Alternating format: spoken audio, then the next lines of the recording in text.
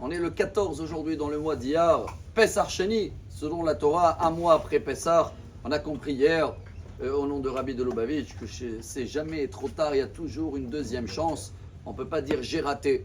Toujours, quand tu as une bonne volonté, tu peux avoir que des miracles. C'est pour cette raison qu'ils ont greffé la Iloula de Rabbi Meir Baal HaNes avec le 14 Iyar. Quand je dis ils ont greffé, l'origine remonte à Rabbi Raphaël Maman. On l'a appelé à Malach Raphaël de Maroc. Et la coutume d'aller pèleriner dans la tombe de Rabbi Meir, elle a commencé à peine il y a 150 ans. Parce qu'on n'a pas de source. Quel jour Rabbi Meir Baal HaNes il est décédé, comme Rabbi Shimon Bar Yochai, que là il y a des sources qui remontent à Arizal, 400, 500 ans en arrière. Mais c'est incroyable, les gens de Tibériade, comme ils ont vu que tout le monde y va à Méron, et personne passe par Tibériade, alors ils ont trouvé que la date d'aujourd'hui, Pessar Sheni, elle a deux avantages. Un, elle tombe jamais Shabbat. Deux, il n'y a jamais déjà Tahanoun. Donc c'est une journée de joie. Et c'est toujours 3 jours avant la Iloula de Rabbi Shimon. Et comme ils savaient qu'à l'époque, les gens, ils viennent 2-3 jours avant à la Iloula, ils ont dit au moins qu'ils vont passer par chez nous à Tibériade, parce qu'on a Rabbi Meir Baal HaNes, et après ils vont aller vers Méron. Et c'est pour cette raison qu'en fait la Iloula de Rabbi Meir Baal HaNes, mais c'est très lié aussi à l'esprit de Pessar Sheni. Quand on dit que c'est jamais trop tard et que Rabbi Meir il nous apprend dans ce message aussi, c'est de savoir, même Moshe Rabbeinu, quand ils sont venus le dire, on a raté Pessar, Moshe il a dit attendez, je vais demander à Dieu, est-ce que c'est faisable? Il s'est annulé Moshe Rabbeinu, il n'a pas dit oui, non, il a dit je vais aller demander à Dieu.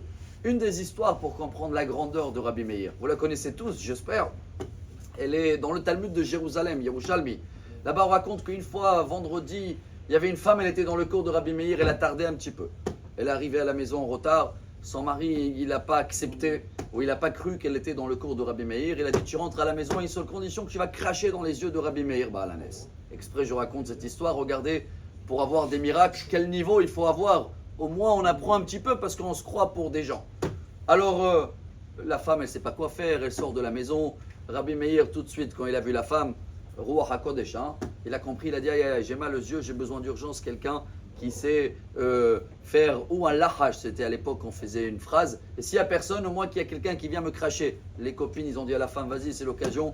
Rabbi Meir l'a appelé, il a dit à la femme, crache 7 fois. Elle a craché 7 fois dans l'œil, après bien sûr il a dit à sa femme, la paracha, comment elle s'appelle cette semaine, est mort, va dire, est mort à ton mari, va le dire qu'il a demandé que tu as craché une fois, tu vas cracher 7 fois. L'histoire, elle ne se termine pas là. Bon, Shalom Baïd s'en retourné, tout va bien pour eux. Mais les élèves, ils ont dit, Rabbi, c'est ça le respect de la Torah. Il a dit quoi?